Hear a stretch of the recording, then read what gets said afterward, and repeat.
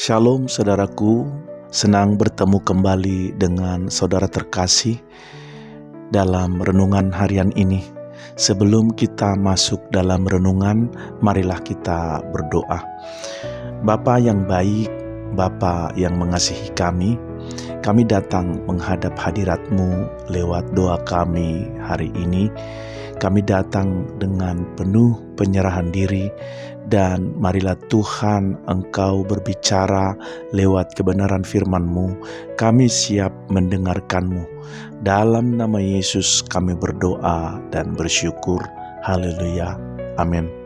Saudara terkasih dalam nama Tuhan Yesus Kristus, hari ini renungan kita berjudul Pemulihan Jiwa yang Luka, yang didasarkan pada kitab Mazmur pasal 147 ayat yang ketiga. Demikian bunyi kebenaran firman Tuhan. Ia menyembuhkan orang-orang yang patah hati dan membalut luka-luka mereka. Amin. Saudara yang dikasihi Tuhan, pernahkah kita mengalami luka yang tidak terlihat oleh mata? Luka yang tidak berdarah, tapi rasanya lebih sakit daripada luka fisik. Luka hati, luka batin, itu bisa datang karena kehilangan, pengkhianatan, kekecewaan, atau kegagalan. Mazmur 147 ayat 3 berkata, Ia menyembuhkan orang-orang yang patah hati dan membalut luka-luka mereka. Ini adalah janji Tuhan untuk setiap kita yang sedang terluka. Kita akan belajar hari ini bahwa Tuhan bukan hanya menyelamatkan jiwa kita, tetapi juga memulihkan luka hati kita. Di tengah dunia yang penuh tekanan, banyak orang terlihat tersenyum di luar, tapi menangis di dalam. Ada luka-luka yang disembunyikan dengan tawa. Namun kabar baiknya, Tuhan tidak hanya melihat luka kita, Dia juga peduli dan mampu memulihkan. Saudaraku, kalimat yang pertama dalam ayat ini, Ia menyembuhkan. Kata pertama yang penting, Ia. Siapa Ia? Tuhan sendiri. Pemulihan sejati hanya datang dari Allah. Dunia bisa menawarkan pelarian, hiburan, belanja, media sosial, bahkan hubungan-hubungan yang salah. Tapi hanya Tuhan yang benar-benar bisa menyembuhkan hati yang luka. Berapa banyak dari kita yang mencoba mengobati luka hati dengan cara-cara dunia. Tapi setelah itu, luka tetap ada. Kadang malah tambah parah. Karena yang bisa menyentuh hati terdalam kita hanya Tuhan.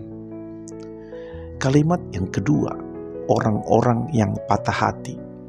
Siapa yang disembuhkan Tuhan? Orang yang patah hati. Dalam bahasa aslinya, ini menggambarkan hati yang remuk, hancur, berkeping-keping. Patah hati bukan hanya soal cinta, tapi juga kehilangan orang yang kita kasihi, harapan yang pupus, atau doa yang seolah tidak dijawab. Kalau hari ini kita merasa remuk, jangan malu. Kita sedang berada di tempat yang tepat untuk mengalami kasih Tuhan. Tuhan tidak mengabaikan orang yang hancur hati. Lihat di dalam Mazmur 34 ayat 19. Dan yang ketiga, kalimat dalam ayat ini, dan membalut luka-luka mereka. Mari kita bayangkan seorang tabib yang membalut luka dengan hati-hati. Dia tidak menekan sembarangan. Dia tahu bagian mana yang paling sakit. Begitu juga Tuhan. Dia tahu luka mana yang paling dalam. Dia tidak hanya menutupinya, tapi benar-benar memulihkan. Pemulihan itu proses. Tuhan tidak selalu menyembuhkan luka hati dalam semalam, tapi Dia setia membalut luka kita sampai sembuh. Coba mari kita lihat contoh nyata dari Alkitab. Yang pertama, Daud. Dia memiliki luka karena pengkhianatan yang dicatatkan dalam Mazmur 55 ayat 13 sampai 15. Daud pernah disakiti oleh orang terdekat. Ia berkata, "Kalau musuh yang mencemooh aku dapat menahannya. Tapi engkaulah temanku sendiri." Luka seperti ini sangat dalam, tapi Daud datang kepada Tuhan, mencurahkan isi hatinya. Hasilnya, Tuhan memulihkan dia. Jangan simpan luka sendiri, bawa ke hadapan Tuhan. Yang kedua, Hana, luka karena penantian panjang. Kisah ini bisa kita lihat di 1 Samuel 1. Hana menunggu anak bertahun-tahun, diejek orang, bahkan disalah pahami imam. Tapi ia datang ke hadapan Tuhan, menangis di bait Allah. Tuhan mendengar dan memulihkan hatinya, bahkan memberi Samuel. Kesedihan terdalam adalah undangan untuk doa terdalam. Saudaraku, apa yang kita pelajari dari ayat ini dan contoh-contoh dalam Alkitab tadi? Ada kebenaran-kebenaran yang kita lihat. Yang pertama, luka hati itu nyata, tapi bukan akhir. Tuhan tahu luka kita. Dia tidak mengabaikan tangisan kita. Bahkan Yesus sendiri menangis dalam Yohanes 11 ayat 35. Luka bukan tanda kita gagal beriman, tapi kesempatan kita bersandar kepada Tuhan. Jangan pendam luka, akui di hadapan Tuhan. Yang kedua, Tuhan tidak hanya menyembuhkan luka, tapi menggunakannya untuk kebaikan.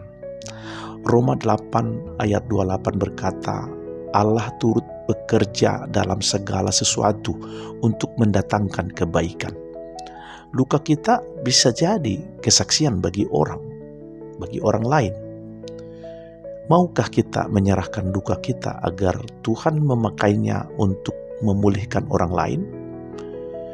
Dan yang ketiga, proses pemulihan membutuhkan waktu dan ketaatan. Seperti luka fisik, luka hati juga butuh waktu. Tuhan membalut satu demi satu. Kadang kita harus mengampuni, kadang kita harus belajar melepaskan. Apakah kita mau sabar dalam proses pemulihan? Dan yang berikut, bahwa sukacita sejati datang setelah pemulihan. Mazmur 30 ayat 6 berkata, tangisan boleh datang semalam-malaman, tapi sorak-sorai datang di pagi hari. Luka bukan selamanya, ada pemulihan yang menanti. Apakah kita percaya bahwa Tuhan sanggup mengubah tangisan kita jadi sukacita? Saudaraku, doakan luka hati kita setiap hari, sebutkan di hadapan Tuhan. Belajar mengampuni, ini kunci pemulihan. Cari komunitas yang sehat, jangan jalani pemulihan sendirian. Isi hati dengan firman Tuhan, hanya firman yang memberi kekuatan. Saudaraku, luka hati itu nyata, tapi lebih nyata lagi kasih Tuhan yang memulihkan. Mazmur 147 ayat 3 adalah janji. Ia menyembuhkan orang-orang yang patah hati dan membalut luka-luka mereka. Kalau hari ini kita merasa hancur, datanglah kepadanya. Dia bukan hanya menutup luka, dia memulihkannya. Dan ketika hati kita sembuh, kita akan menemukan sukacita yang tidak bisa diberikan dunia. Saudara terkasih, dalam nama Tuhan Yesus Kristus, marilah kita tutup renungan ini dalam doa. Marilah kita berdoa. Tuhan, terima kasih karena Engkau peduli dengan luka hati kami. Kami serahkan semua kepedihan, kekecewaan, dan air mata ke dalam tangan-Mu. Pulihkan kami, ya Tuhan. Biarlah kami mengalami kasih-Mu yang menyembuhkan. Dalam nama Yesus kami berdoa dan bersyukur. Haleluya. Amin. Saudara terkasih dalam nama Tuhan Yesus Kristus, demikianlah renungan kita kali ini, dan kiranya renungan ini menjadi berkat bagi kita semuanya. Dan sampai bertemu kembali dalam renungan harian berikutnya. Haleluya.